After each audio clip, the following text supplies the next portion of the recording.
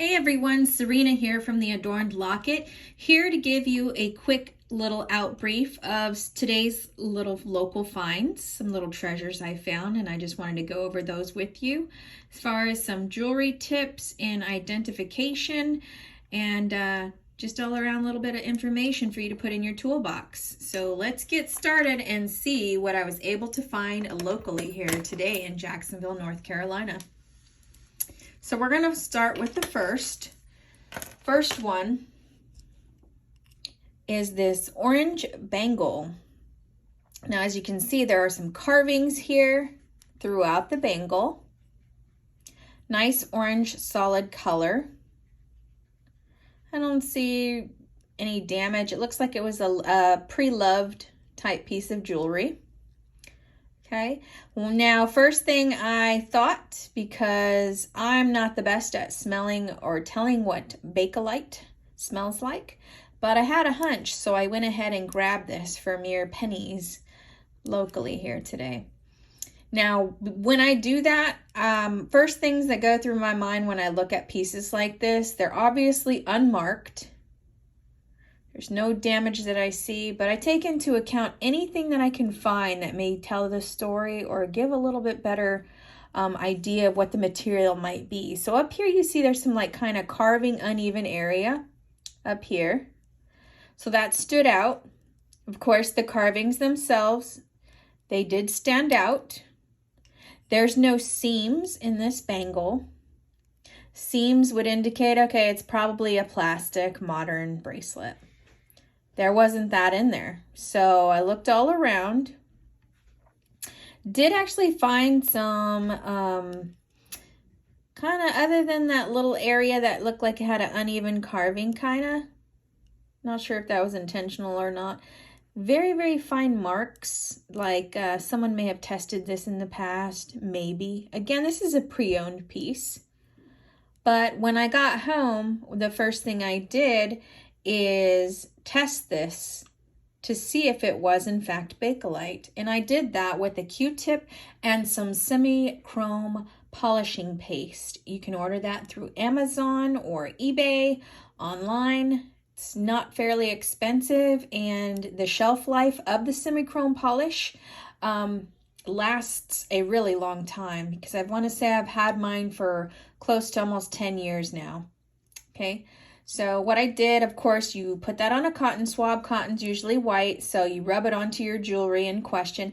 Now, semichrome is also a great polishing compound that will actually clean up plastics, lucite, things of that nature. You want to be careful when you use it on a type of metal, though, because unless you're well versed in jewelry and know what the actual metal type you're dealing with, it's not a good idea to experiment with stuff like that, especially on vintage or antique jewelry, as you could possibly ruin it.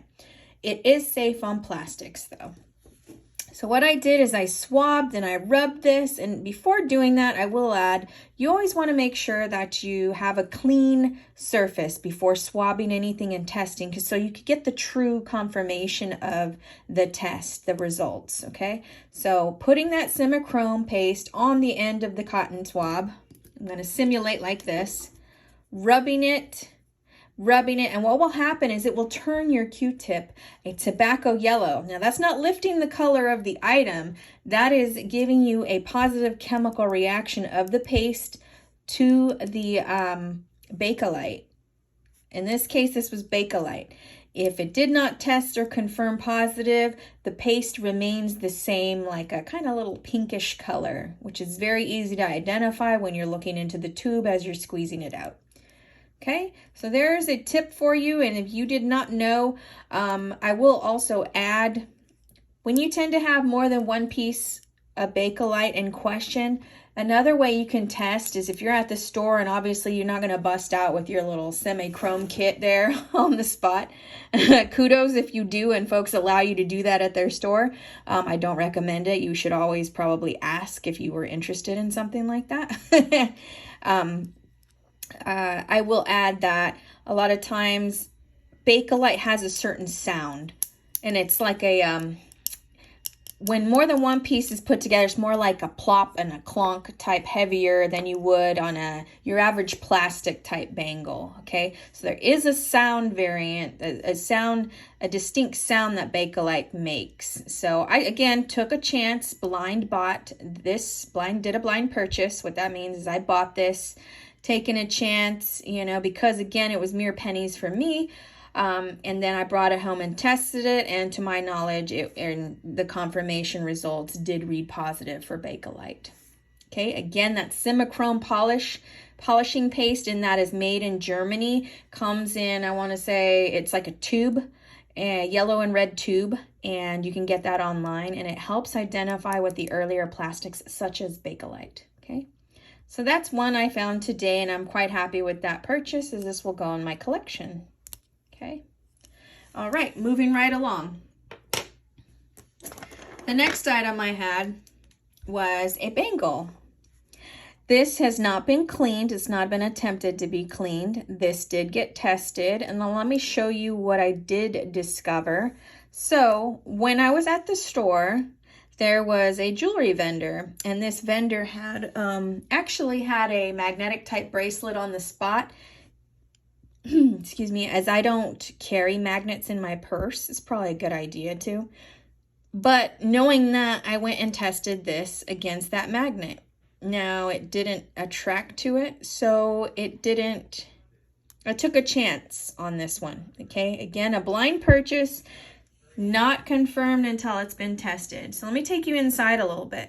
Here's what I saw when I was carefully looking at this. Looks like we got some hallmarks in there indicating Mexican made. So looks like partial XICO, which would indicate Mexico. Now notice there is a 925 stamp in there. So I was like, okay, it isn't attracting to a magnet, because sterling silver will not attract to the magnet. And it's also stamped. So I was like, okay, I'll take a chance. Again, not a huge risk, was a matter of a couple bucks.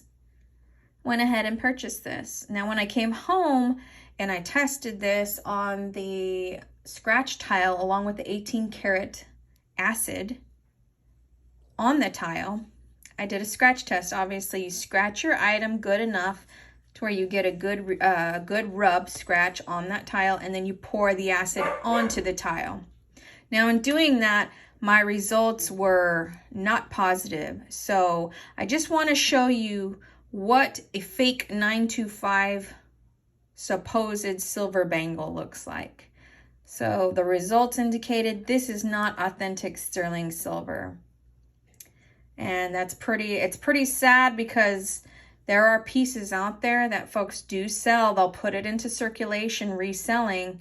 And there's folks that are not well versed in jewelry, and they'll just go by hallmarks and not test it.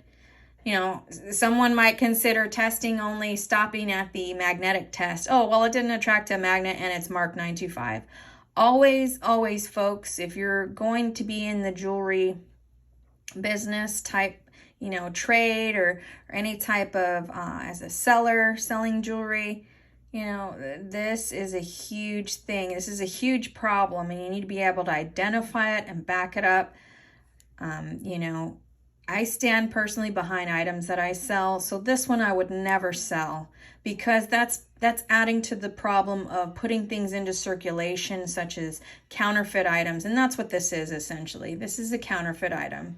So this is basically considered costume.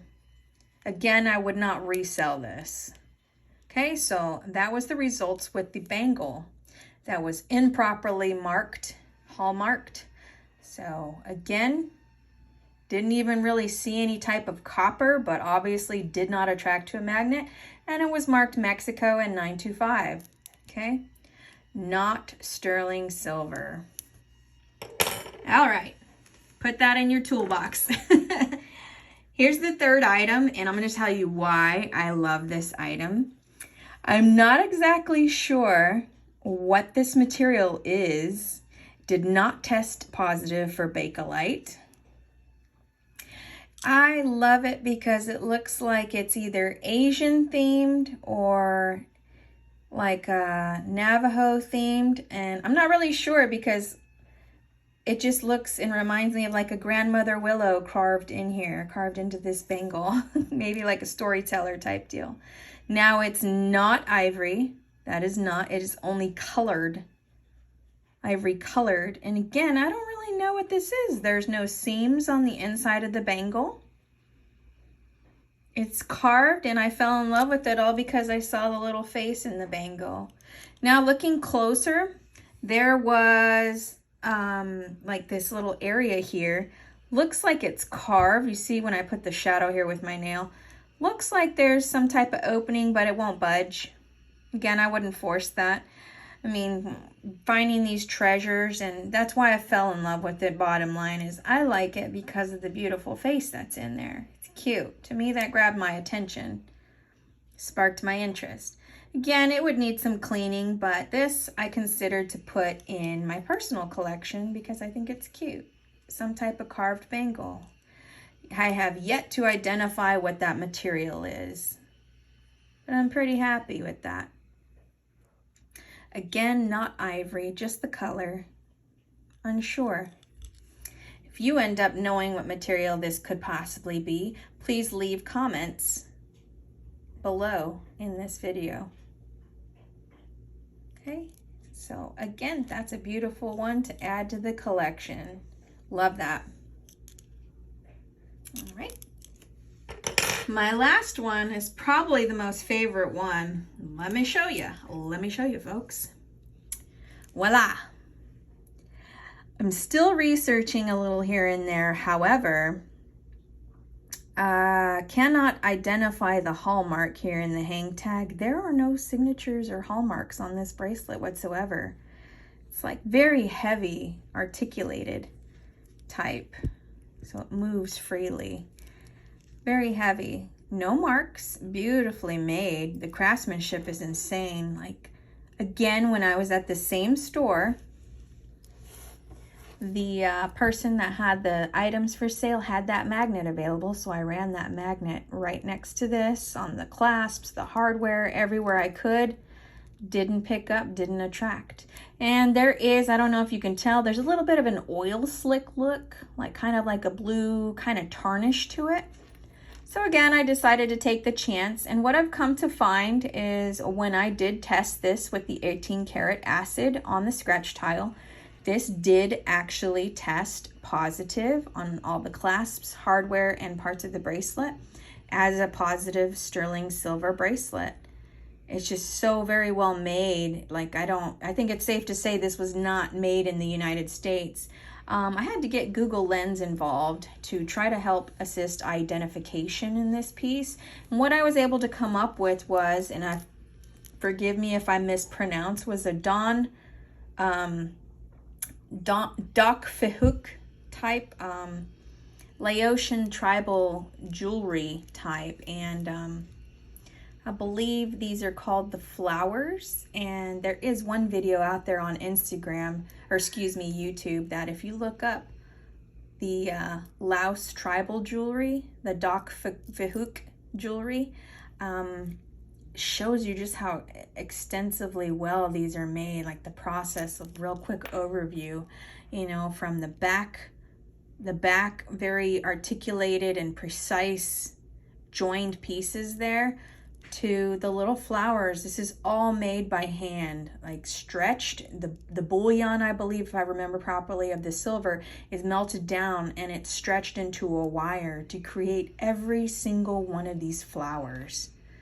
Again, I'm still researching. I don't have knowledge of who the designer is. If you know who the designer is or can identify that hallmark hanging tag, please leave a comment on who you may think it is. So far, I haven't been able to find out, and I've asked for help in a couple of the Facebook identification jewelry groups.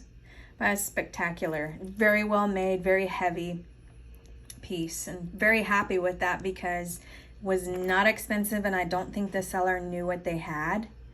And one thing I tend to look at whenever I'm buying sterling is when I'm taking a chance, I look at the links that are involved. If they look like they're soldered, If they look like they're soldered, chances are it's a better quality item you have. You know, again, there is still some tarnish on here. It hasn't been cleaned, but these are the things that I look at when I'm shopping. We call it shopping in the wild. You know, whether that's locally or you're traveling and you stop by, you know, a shop somewhere or a store and they have jewelry. That's just typically what I do when I sit there and look at jewelry. I may not bust out with the magnifier, but I have one as an app on my phone if I need it. Okay, so I'm very happy with that piece. I hope I could, you know, enlighten you a little bit on, I believe this piece to be a Laos type tribal jewelry piece, like a Dak Fahouk. Again, I apologize if I'm not pronouncing that properly. I'm very happy with those. Those are my 4 pieces today that I had purchased locally, and I hope you were able to take away and learn something in reviewing these with me. Appreciate you guys. Thanks for watching, and don't forget to hit that like button and subscribe for more tutorials and tips in the jewelry realm. Appreciate you, and I'll see you guys next time. Bye-bye.